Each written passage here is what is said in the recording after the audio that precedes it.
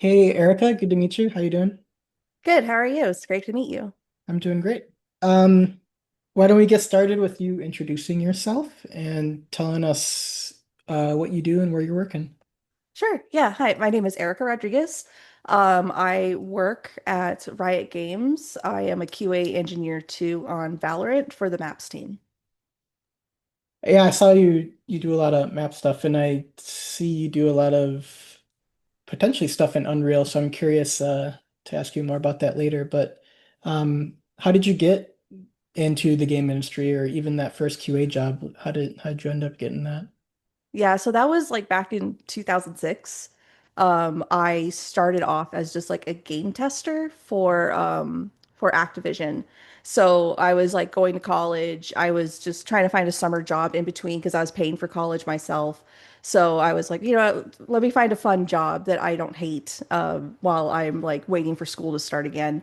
So I was just looking around. I'm LA based. I grew up in LA my whole life. So I was like, you know what? Let's look around and see what kind of fun game companies there are around here. So Activision was the only one that really called me back.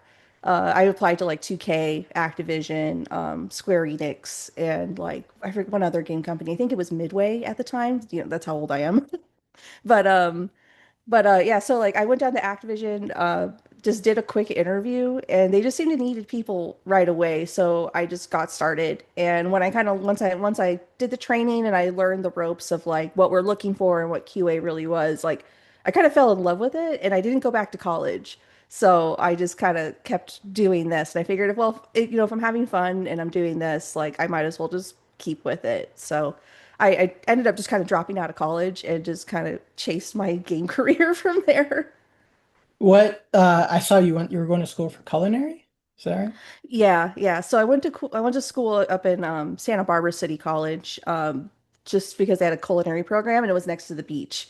And I love Santa Barbara because I grew up going there as a kid. So I was like, you know what, let's go there. So yeah, like culinary was kind of more of like an answer to I don't really know what to do. And my parents were kind of like hesitant for me to go to art school and they didn't want to support that, unfortunately. So yeah, I just try to find my own way and, just try to navigate like, higher education like on your own was kind of difficult, but I felt at home, doing video game work. So yeah, I just, and plus I just ever since I was a little kid, I loved games. So it's just been like a big passion of mine.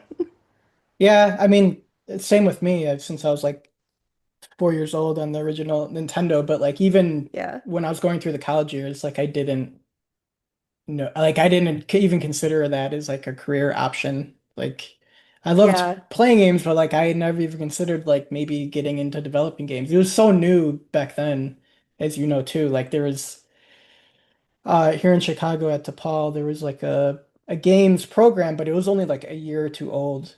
It was pretty Yeah. new. So Yeah, that's yeah, a lot of that was new. Like the only real place for game art, I think, was like early days was like Westwood. I don't remember those yeah, like I do. game The commercials. bad commercials. I know. Yeah, the There's so bad many good commercials. ones. I forget the one college what state it was in, but it's like infamous for the tur what was it? It's like turning up the graphics or Yeah, something. you gotta tighten the graphics a Tighten up level the three. graphics. Yeah. Yep. So Yeah, that good. that school was here in LA and Oh, was like, it? there was yeah, there was also a couple others things like there was Westwood, there was, art AI. They had a small game design program like by the time I started, but it got pretty big. But they were kind of focusing more on getting more environmental artists trained and not really like anything else in the industry. So I was like not interested at that time. And it's kind of funny now because like now I'm on a very environment art heavy team. hmm I haven't looked into obviously game programs now, but I'd be curious of like if QA is like even taught in a game degree because I think it should because I mean Yeah. that would be cool. Because I try to obviously with the podcast like help people learn more about QA and maybe how to get started in that.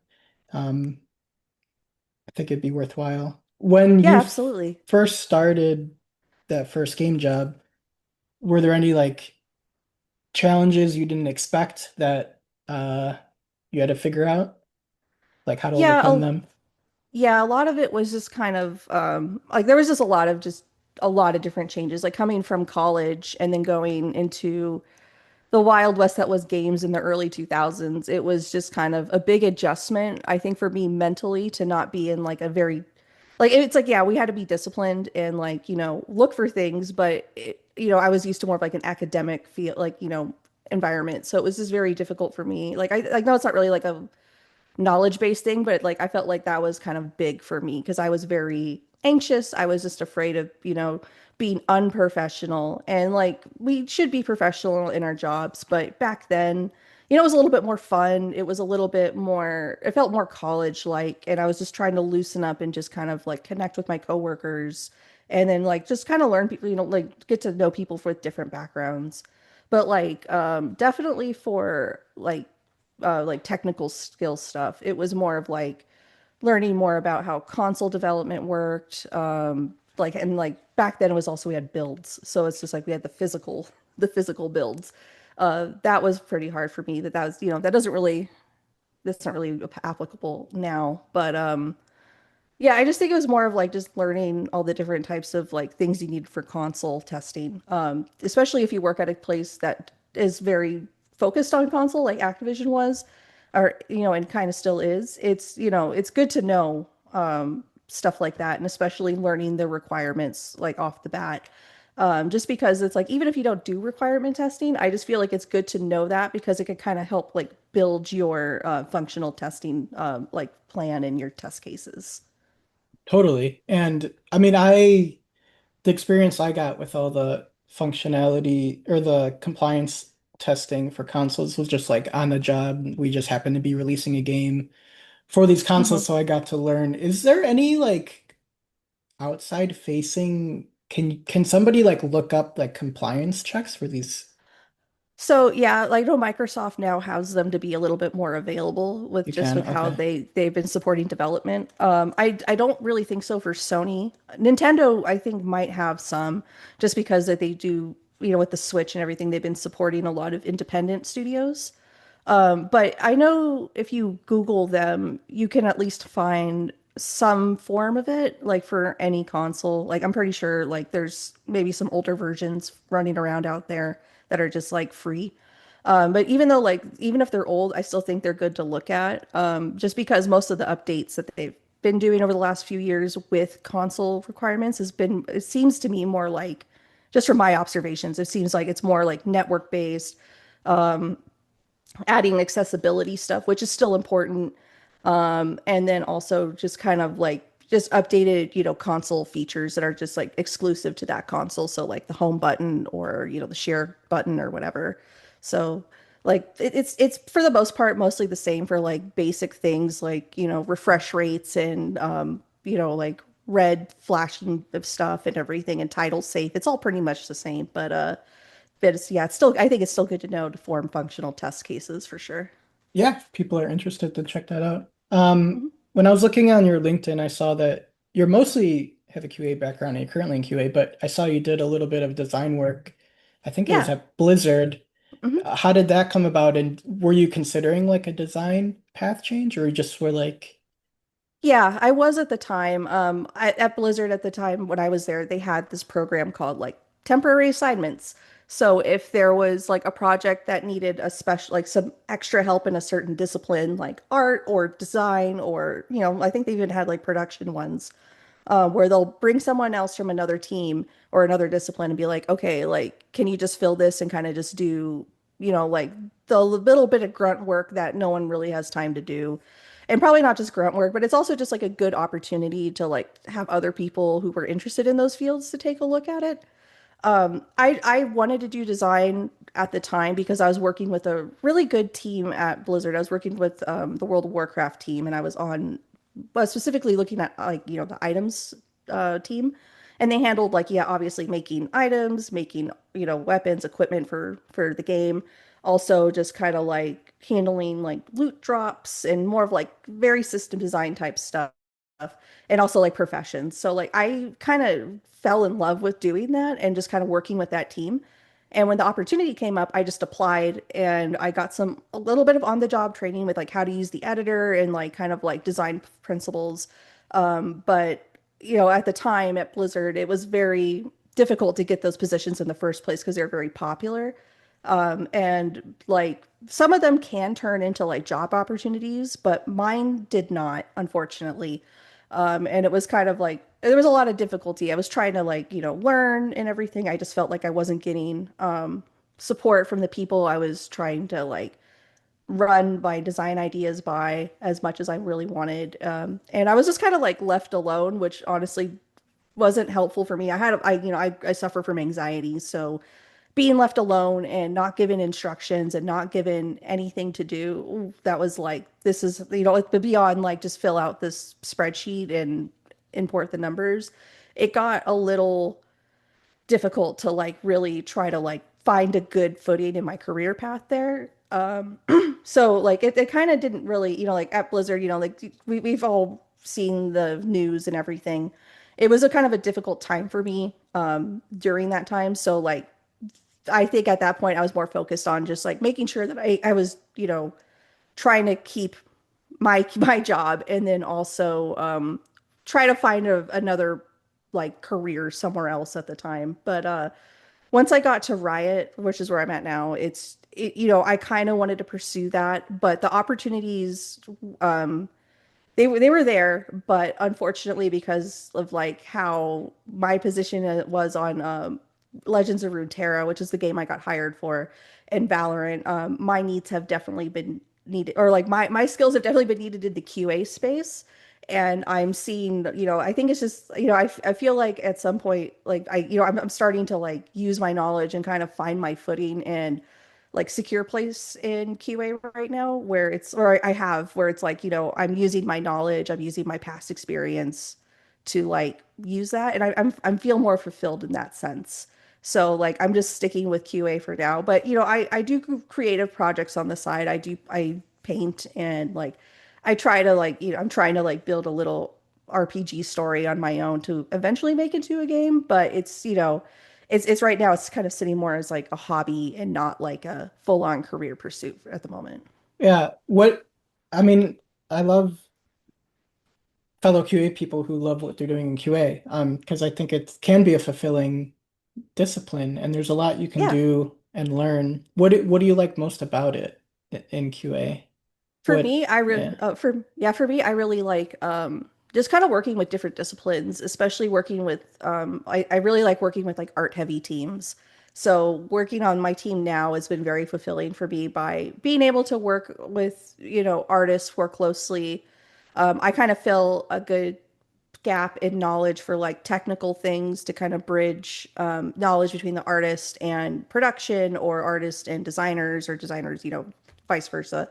So like I feel like I'm a good connection and I kind of bring people together and I bring clarity. And I think to me has been the most fulfilling is just kind of, even though like you don't see my impact in the game, but like it like directly, you still kind of get the feeling because of like, your game's not crashing, everything's loading in fine.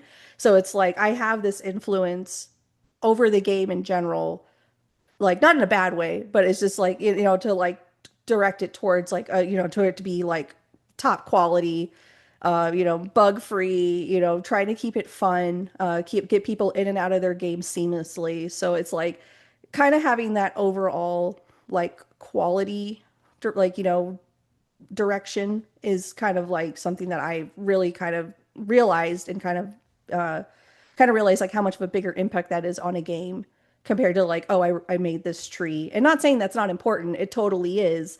It's just it's like in QA you have to realize it's like you do have a big impact in the game even if you don't make the assets or you don't design the game flow.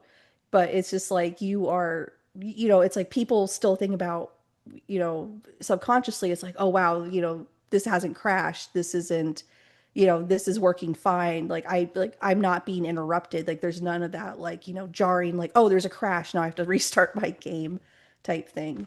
So I think people like just, in QA, it's like definitely keep that in mind. It's like even though you don't have like an object in the game or like you didn't design like the game flow, you still had a big say in the quality and like the overall experience of someone's playtime.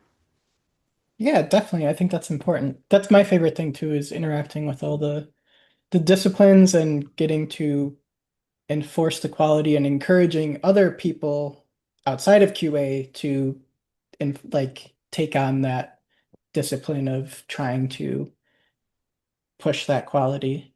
Um, yeah, that's my favorite thing too. I love that you have experience with technical stuff because I am always trying to get more technical.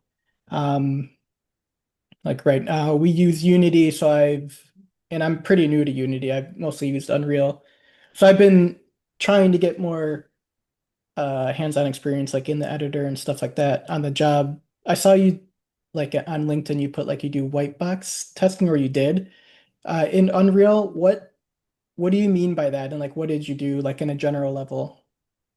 So mostly like for white box testing, with my testing like kind of pipeline right now, it's mostly kind of like looking at art assets and just making sure that we're adding, certain things that we put like, like it's like we're making sure that like the umbra is working, so like all the shadows and the lighting.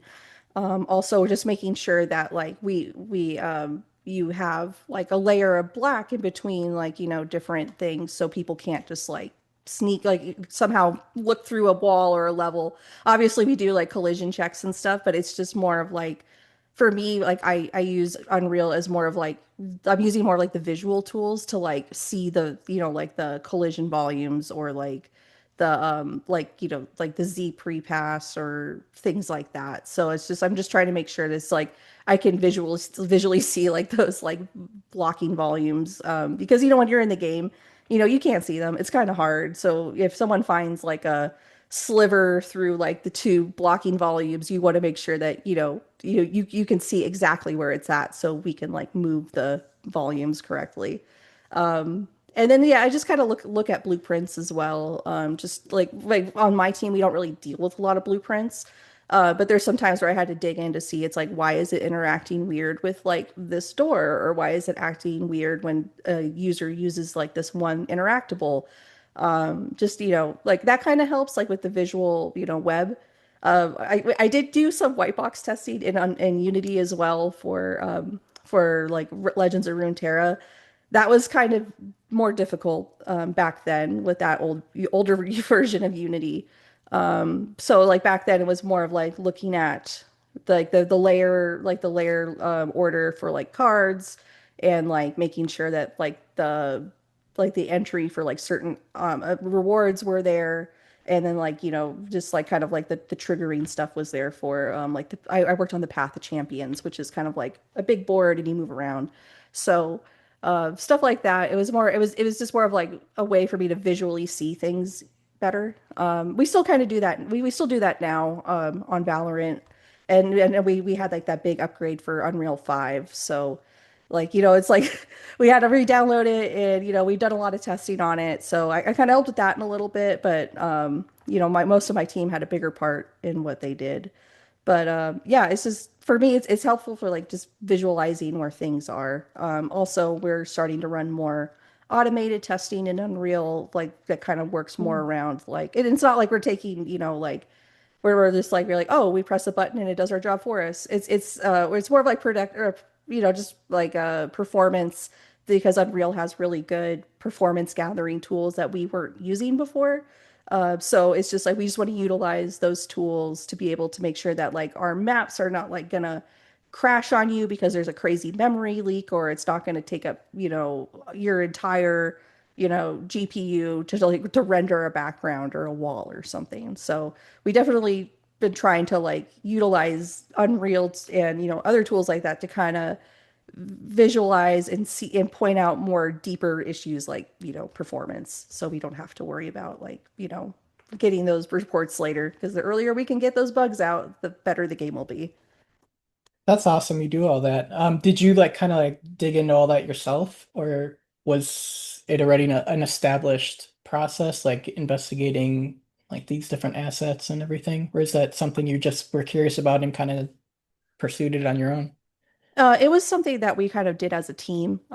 We like what I one of my colleagues on my team, like QA colleagues, he's been kind of tanking getting all of the like getting it set up for like our like for our automated performance testing. And like he had more time to really like it was more of like who had the who had the workload to be able to take it on. So for me, I was really busy with focusing on getting our testing done and coordinated for our map that we just released, Corrode.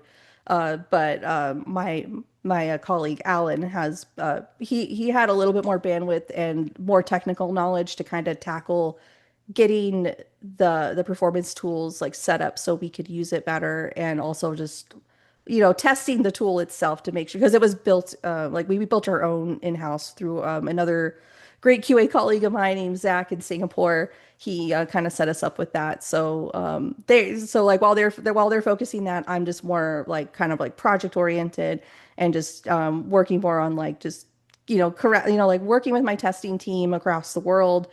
We have people in like Europe and in Southeast Asia and here in the US. So I have my hands full with like coordinating and just writing tasks and uh, info gathering and everything. But I'm trying to I want to get into being able to like set up my own test and like make new tools for performance if needed because like that's kind of where our needs are right now as a team. But yeah, but right now it's like we have great people working on that and I'm just more project like making sure that we get our maps out on time. Speaking of like working with a worldwide team and like vendor QA teams, when you're working with like a vendor QA team, what kind of advice would you give to other QA people who maybe don't have experience yet working with uh, vendor QA teams of like how to have an efficient partnership? Yeah, having an efficient partnership is definitely something that takes consistent work, especially in like, Valorant, where things have been moving pretty fast and we've been putting out a lot of material, a lot of cool content this year, which I'm very proud of. But we definitely couldn't have done it without our partner teams. And for me, coming from my background, I was a temporary contract tester for a long time at like multiple different companies. And the one thing that I kind of experienced that I didn't really like was just kind of like treat them as a part of the team. People did not treat me as a part of the team. They're like, "Oh, well, you're a contractor. Oh, you're part of like, oh, you're on Volt. You're part of Volt. Like, sorry, you can't do this. You can't do that. We can't tell you stuff about your job." So for me, I think establishing trust is very important with your team, and it goes both ways. They need to trust you to be able to give them good task and good work and the information that they need to, do their job. But like, they're helping out too. They're a part of the team. Like like, it's like just if you treat people like how you want to be treated, it's like that basic saying. It's like if you want to, like treat them with respect, they have a skill. Like, they're not just people who were just picked off the street and they're like given a controller and be like, here you go, test it, figure it out. Like, these people have passion. These people have, like, they have like their own career pursuits. And I think if, encouraging that to be, for them to be in games and just like, just treat them like any other colleague. That's a big thing. And like, even though we have people from around the world and we have so many different time zones that are like, not really in a line with LAX, and that's totally cool. I love working with everyone that I work with. Like we're it's just like the time difference can be hard, but I think like being organized, being transparent with your team, giving them documentation, and like even like recording meetings that their colleagues during the time zone that what we're here are like recording those meetings and having them available for them is super important so they know everything, and then like you have everything in like you have documentation in like general areas where they can all access and like that's honestly been super helpful with me establishing like a good working relationship with my team. And like honestly just even as simple as just shooting the shit with them sometimes, just talk about games, just have some fun, create a connection like on, like on a professional level, but then also, on an appropriate personal level as well. So like I feel like, the contract testers, they don't get enough kudos. Like they're definitely like if we didn't have them, we could not ship, any map, really any game, like any game that I've ever worked on where I've had, their help. Like they've just been phenomenal. So honestly, just treat them like, you would any other colleague. But obviously, you have to be careful with like security concerns. Don't bring that up to them. Like, obviously, that's not their problem, not their fault. Definitely talk with your management and like your QA leads and everything and talk to them about like how do you want to share info. But yeah, we want to make sure that they give them the info that they need, treat them with respect, make sure that you accommodate for people outside of your own time zone. And yeah, just be aware, just like, just make a personal connection with people. I think it's really that simple. But yeah, sometimes, people may not think they have the time for it, but there's always time for kindness. Oh, that's great. I like that. No, totally. And I try to do that, especially like actually talking with my vendor QA team instead of just throwing tasks at them or something. Yeah, Um, yeah, talking to them like people.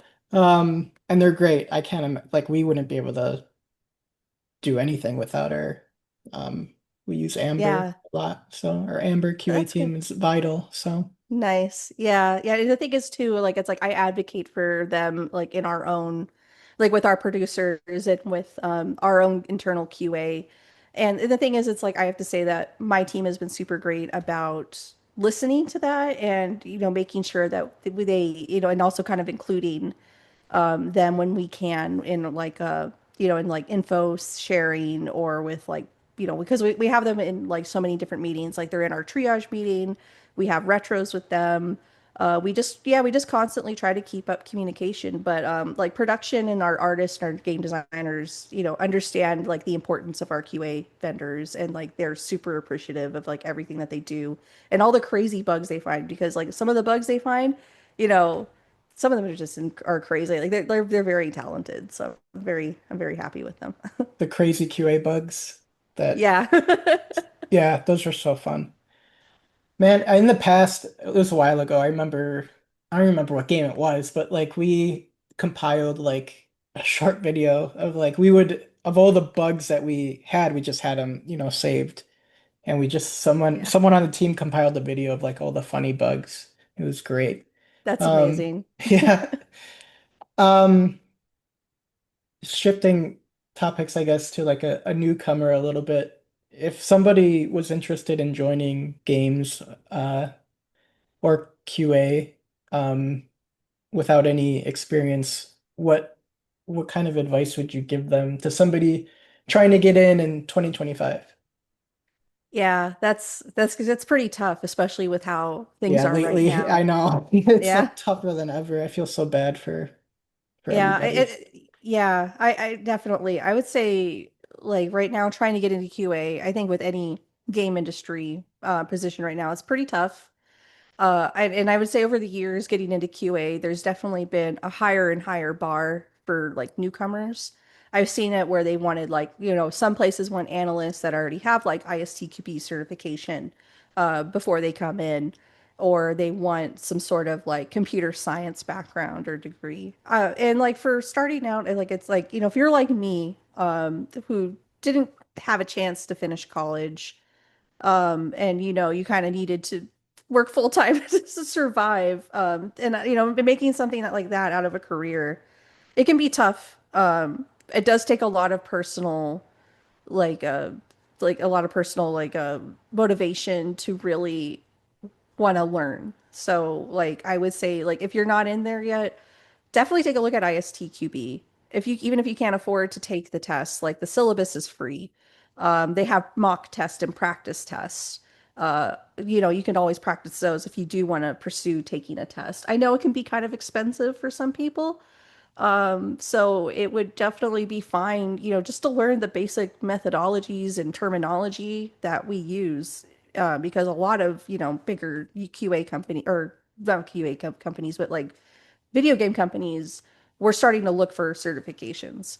And since that we have, we have like so you have the free syllabus, you have the mock tests. They can be very dry, but I'm pretty sure like but I know it has good information, but I'm sure people can get through it, but they're a little dry because it's very technical. But Rex Black, he has a ton of YouTube videos. He's amazing. He is literally like the god of QA.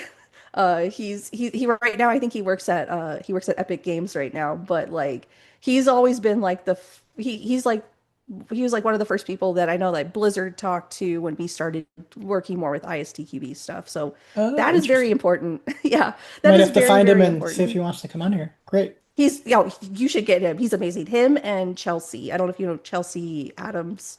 Mm-mm. Uh, she's amazing too. She also has her own podcast and everything. So definitely shout out to Rex and Awesome. yeah, so to everybody. But yeah, Rex has been doing this for a long, long time. He's like one of the first people that we worked with at Blizzard for ISTQB. And he has tons of amazing information. And he's, you know, I see him on LinkedIn all the time. He is getting ISTQC certifications like all the time. So I think he got There's like, I so forget many which of one he them. got recently. Yeah. There's so But like, many like specialties. yeah, there's absolutely, they're just growing and that's cool. But like for basic stuff, the foundation is fine. You don't need, if you want to go and do other things, like, and like look at like the VR or like, you know, what other types of mobile games or whatever else they have.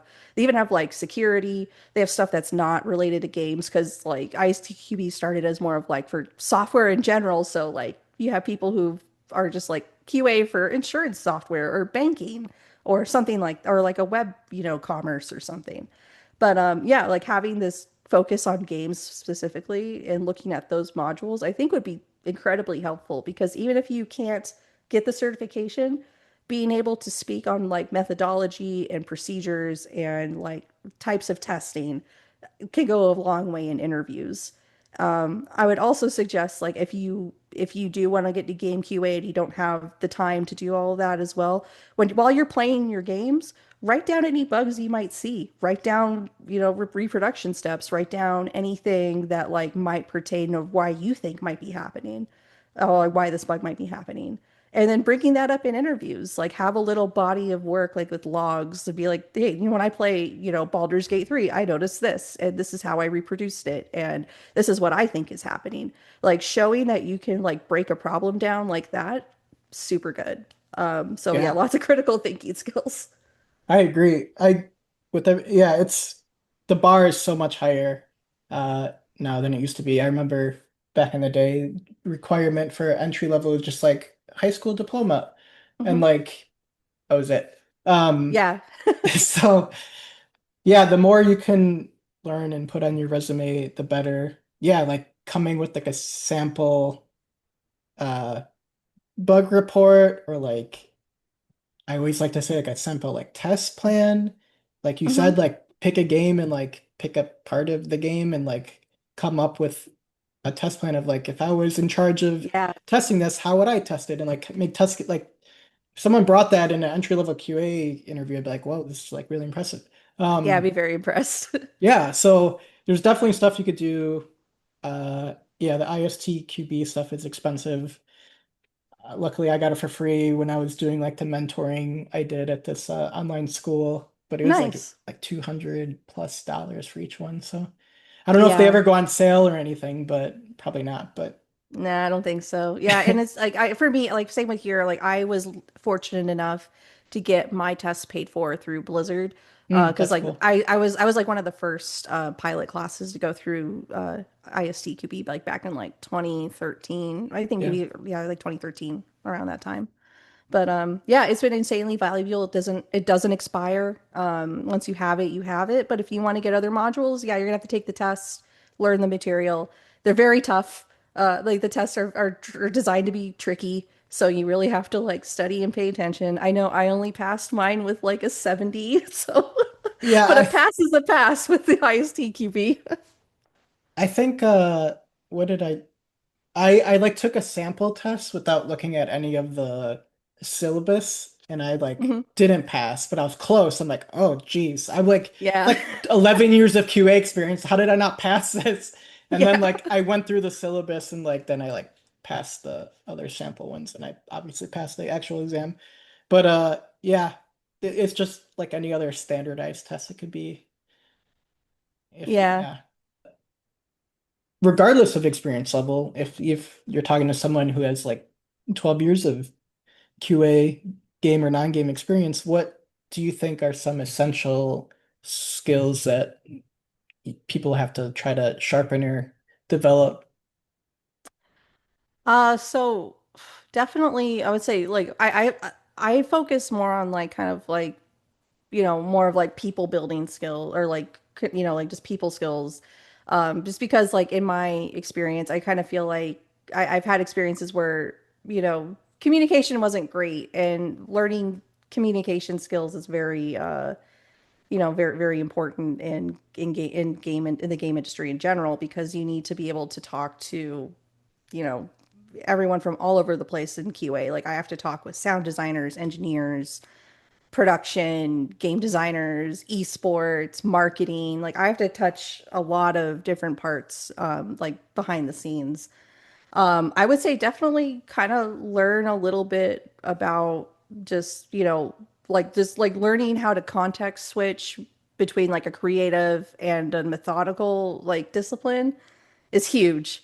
Like that's a big thing. And I know a lot of people kind of have issues where it's like you're dealing with more like art stuff and more of like, color theory and like kind of more art fundamentals and then then suddenly you have to go talk to an engineer about some sort of weird network bug or like some sort of weird back end engine bug that you don't fully understand and you have to make a test plan for it.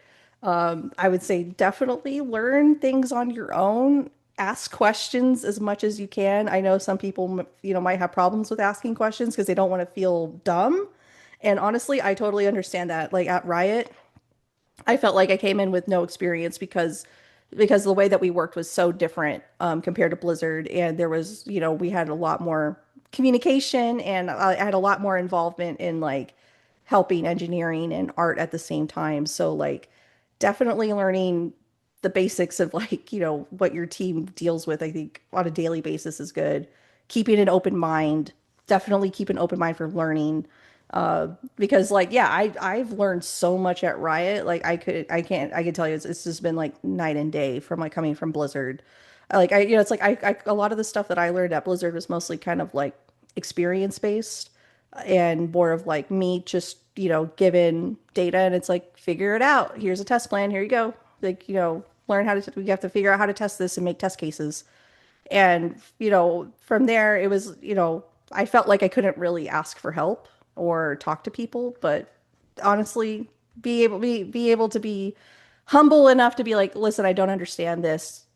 Who could I talk to, or is there any documentation that I might have, or that I might look at so I can like understand this better. Like seriously, like don't let your ego get in the way if you don't understand something and you get thrown in the deep end. Just ask questions. Like they would appreciate it. And yeah, and honestly, yeah, I don't know for me, like that's the biggest thing is just if you have to work on a team where it's like very art technical, then also very engineering technical, and just keep an open mind, be flexible, uh, try learning some stuff on your own. Like I have a bunch of Unreal Engine books that I've gone back and referenced, or like I just look stuff up on the like the Unreal like help site for developers. Just Google stuff, ask questions, create more like be more collaborative. You don't have to like be on an island by yourself. That was kind of like a big lesson that I learned because I've always been very hyper independent. So like I'm always like, I'll figure it out. I can do this. I can do that. But no, please, like, ask for help, talk to people if you don't understand. And like, you know, because on the job we're all learning stuff. I'm always teaching stuff to people. People are teaching stuff to me. So it's got to be open to that for things that you may not know about. Yeah, chances are when you ask somebody for help, they're gonna be happy to help you. And like, Mhm. you know, I get that too. I've gotten that where I'm like feel like I'm bothering them. Like, Yeah. I know you're really busy, but like, can you help me with this or just Yeah. help explain this? But I mean, not having that fear and then taking advantage of having all of this knowledge and people literally at your fingertips, if you work remotely, I guess. Um, Yeah. uh, should take advantage of it, and that's how you can learn. for sure. Yeah. Yeah, absolutely. If you can change one thing about how QA operates or how QA is perceived in gaming, what would you like to see changed? Honestly, I think everyone has this in QA. It's like we don't play video games. We don't just play video Play games. Like, video oh games my all day? goodness. Yeah, right. Like so many times where it's like, I've been in like what was it like a couple years ago I went to Rome for a friend's wedding and I just did some fun little food tour with a group of people, mostly Americans, and we all try to like find some commonality and we get to know each other a little bit. And that was the first thing people said to me when I told them I worked in video game QA. And obviously, when I would tell them like, "Oh, I work on Valorant," they'll be like, "I don't know what that is." Like the older people, but the younger kids are like, "Oh my God, like that's amazing." But yeah, it's just like, they just think you're gonna play the game all day. And it's like I have to sit there and tell them like, yeah, I'm in the game like almost every day, but I'm not in the live version. I'm in a test version. And I'm like, I'm just sitting there looking at a wall or, not really like just doing that, but it's like I try to simplify it as much as possible just because like I don't want to go too deep and like have them be like, I don't know what you do. Never mind. I don't want to. So I just say, oh, it's more than just playing games. Like, we test a lot of different stuff. I work with a lot of different people. And it's like, I don't like to say this, but it's like I try to tell them like I'm in more of like a project management position because I'm more of like, you know, monitoring testing and making the test plans and collecting data and, presenting it to the rest of the team. But like we just don't just play games. Like QA is much more than that. Like playing a game is more of like the manual labor that you have to do to fix, to like solve the problems or find the problems that you're looking for. It's not really for fun. Like we can't just sit there and be like, it's like I'm playing Valorant. Oh, I'm just gonna go hop on live and just play a couple of games and say, yeah, this map's good. No, like we have to like there's discipline.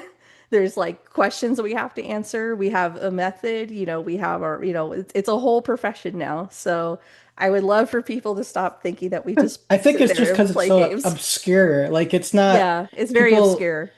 Yeah, I mean, if someone's testing insurance software, you're not like, I don't know. That question is not the same for that. I don't know. I think it's just Yeah, because it's not. people don't know how it works, or like there's no good Yeah. movies or TV shows. I mean, Mythic Quest came out kind of recently, and it's like kind of. I mean, It's it's the it's most better, accurate. yeah, Yeah, but like if it's compared to Grandma's Boy, it's which so is bad. like. Oh God, yeah. Like like I watched that movie after so many people told me because like when I started working at Activision it was like 2006 and I think that was around the time Grandma's Boy came out. So when I started doing that and I started telling my friends, I'm like, oh, yeah, I work at Activision, I do QA. They'd be like, oh, like Grandma's Boy? I'm like, what the fuck? Like, what are you talking about? And and then I saw the movie and I'm like, that is not at all what this is. And it was funny. Like, don't get me wrong, it was a funny movie, but it's not my favorite movie. And I think it's, it's kind of done a little bit of harm in that sense in the QA space. But overall, I know a lot of people in QA just they're like, yeah, they laugh it off. But I know back in the day, like when that movie was like still pretty new, like it just made me so mad because like I was learning that obviously that's not what this game career is all about. And I'm sitting there, and my friends that I went to college and high school are joking with me like, "Oh, you just play games all day." And I'm like, "I work night shift at Activision, and I have to sit there." And my first game was Marvel Ultimate Alliance, by the way. So like for the PlayStation 2 and Xbox. Those are the two Nice. like platforms I worked on at first. But Hmm. I'm sitting there, I'm like, I have to keep playing this game until I hit this progression break and it crashes, and then I have to give them, my save data. Like this isn't just playing games. I have to like get this done in like a couple hours before the next Probably shift comes wasn't in. any good QA debug tools either at the time to like No, speed things up. yeah, back then, like for console testing, like once we got past, like, because we were still doing like the alpha beta release milestone, like structure, and we still kind of have that now, but in at Riot, but it's not called that; it's called something else. But when we were having that, once we hit beta, and we started getting our beta disc, there were no debug tools in there because they were starting to send the submissions to Nintendo and all that, so they can't have it in there. But yeah, back then it was just like there's no debug tools. You have to just play the game naturally to get to the end of the game, and then we're going to take your copy, your save file, and we're going to copy it to everybody else so they can go back to different levels and test. And we had to do like save file management where it's like at every checkpoint, save a new file. It was crazy. So, a lot Sounds more super manual stuff. tedious. Yep. It was very tedious, especially when we had open world games. I worked on Spider-Man and Prototype, like back in the day, like Spider-Man 3, the game. Hmm. So yeah, like those types of games, it was more of a nightmare. But like, if we had those, if we could use like tools now that we could back in the day, on those games back in the day, it would make things so much easier. Yeah, So it's so much easier now. it is so much easier now for working as well as learning. Like there's so Mhm. much free resources out there that Yeah. it wasn't a thing. Like I don't even think when I was in college, I don't even know if Unreal UE3, if you could get it. I don't remember how, or I think you had to buy Unreal Tournament, then you got UE3. I don't remember, but like Yeah. it wasn't like as freely available as like it is now. And Yeah. it's just Yeah, yeah, I remember getting like an Unreal 3 book with like a disc in the back that had like lessons and stuff on it. It was hard. It was definitely hard back in the day. Like, oh my gosh. I Unreal's don't still miss hard. that. Yeah, it is. I'm I am trying to make like a game in UE5 to like learn and to also like try to make something, but like my scope is like way too big for the amount of time. I'm just having fun with it, but like it's way Yeah, too big for the time I could dedicate to it. But I have learned a lot, so that's good. that's good. Yeah, and that's the point. And it's fun. I like making things, so um Nice. we're almost out of time. But I guess to wrap it up quickly, what do you think the future holds for QA in games? There's a lot of interesting stuff happening, in my opinion, Yeah. especially with like AI. It's interesting slash scary. But what is your take on that? Yeah. Yeah, the AI, thing, I think in general for anybody like really in any sort of position, like, in an office or, you work mostly behind a computer. It's definitely going to change over the next, I would say pretty soon, in the next like 5 years. We're probably going to have completely different workflows where we might start, not, and I'm not saying my company in particular, I'm talking about more like as the industry as a whole, we're going to start using more AI, I think, for more like kind of like things to help save time with like gathering summaries, and like kind of like compiling reports from already, like established data that you just need to have it done from a certain, viewpoint as like a QA one or, a project like from like a project management standpoint. I don't really think QA will ever really be replaced fully by AI. I think we might just find ways to help reduce, the time it may need for work, like for like, running manual tests, maybe hopefully identifying things that are like, here's a problem area, go check, this is what we need to check out. But yeah, I'm a little worried and wary about it, but I also want to keep an open mind, because there may be some opportunities there that we may not see right away with new emerging technology, not just with AI. But yeah, I do agree that like AI can be used in bad ways, and it can definitely be used as people may see it as a replacement for things like QA or production or even art, unfortunately, in some cases. But I don't I think there always needs to be a human element in like for making video games, especially like quality, because like I feel like just from like seeing like all these stories about people who are training AI and everything, you have to be very precise and specific, and it will take too long to train an AI at this point to really be able to look for stuff like that, and like or have like human, like a human type taste where it's like this person is really good at shooters but they don't like card games, and like there's so much human experience that we bring into QA that I don't think can be replaced. And I think just kind of keeping that in mind just keep that in mind, like in general. Like I don't think AI is going to be it depends obviously on how we use it, but AI to me is a little worrisome, but I think we could use it and harness it and direct it to be a more useful tool to help us be a little bit more efficient. But I mean, that's yeah. how I'm choosing to look at it. I like the optimism. I think that's a good way to do it. Look at it. Who knows what's Yeah, gonna, we don't know what's gonna happen, but yeah, we don't know, but like, there's always I think it's always good to like if your studio or your team is bringing in new tools and get involved, see what like, especially if it's AI tools, get involved, see what that it entails, learn it as much as you can and just try to find good find use cases where it'd be great for you guys for your own team, and then what might not work for you. AI is not perfect. It's a long ways from perfect. But so like we're like literally at the beginning of this like AI age, so i yeah.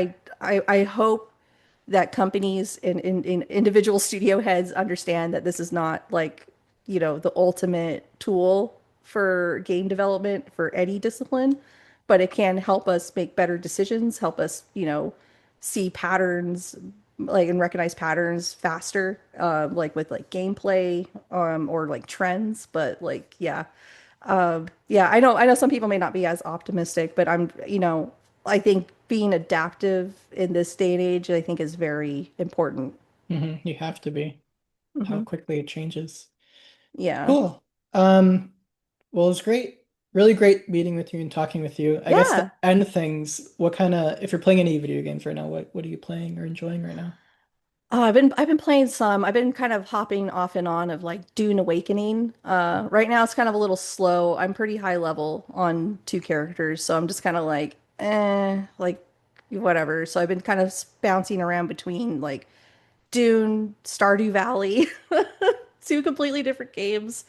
I'm also just kind of like, like those are kind of like the two games I've been playing like mostly. I did get a few games with the Steam Summer Sales, so I have like Metaphor on my list. I also have Death Stranding Director's Cut, so I want to finish that. I love Kojima games, so I haven't had the time to finish the first one because I bought the second one like because I was so excited. So I'm like, but wait, I have to finish the first one.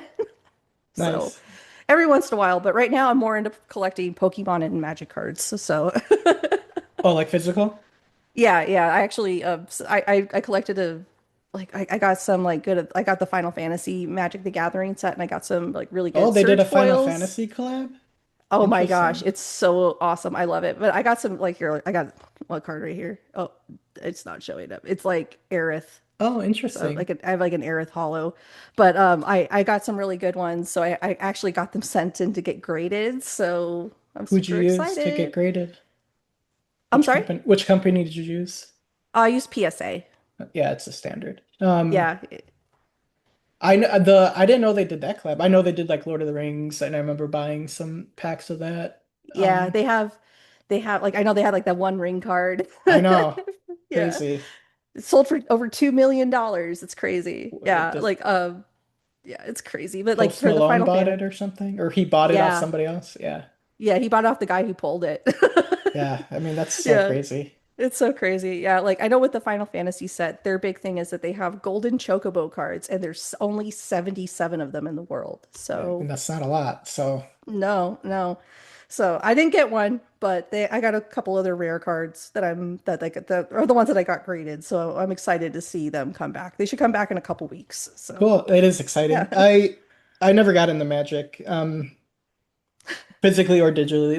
Mm, My first card game was Hearthstone, and like mm, since Hearthstone, I like branched out into other ones. I really loved Elder Scrolls Legends, I think it was called. uh-huh. It was so good, and I think that I don't know if it's still on maintenance mode, or they like completely shut it down. But like it was so fun. Um, I haven't played anything lately though. But for Pokemon cards, I really don't do modern stuff. I just like have all the vintage stuff. I did I have like my the cards still.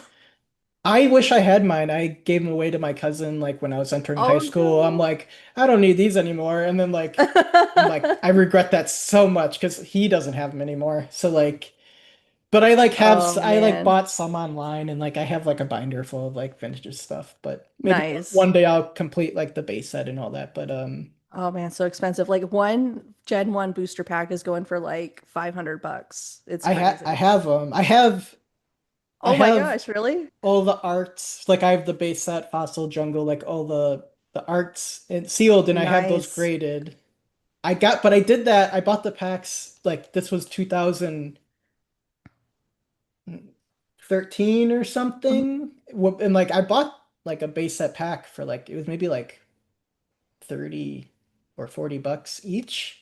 Wow, that's not Which bad. was at the time, I'm like, this is so expensive, but Yeah, like not like it is now. So like I bought all no. those packs then, and I have them sealed. I don't even know if they're like heavy packs or light packs. Like I don't know what could be inside them. Maybe like when Yeah, I'm 90 years old, I'll like break them open and open them. But for right now, I'm why just not? keeping them sealed. Um, Yeah, yeah, that's good. Yeah, I only have like one card that's graded, and it's like this random Japanese Mewtwo I won from like some sort of raffle. So I was like, okay. nice. It's only worth like $5, but that's okay. It looks cool. As long as it's worth something to you, that's what matters, Oh right? yeah. Yeah, I love Mewtwo, so it was he's not my favorite Pokemon, but yeah. He's pretty cool. Nice. But yeah, it was great talking with you. It was a great conversation. So, Yeah, th thank you for doing this. So mhm. good meeting you, and have a good rest of the day. Thank you. You too. Have a great weekend too. All right, thanks, you too. Bye. Bye-bye.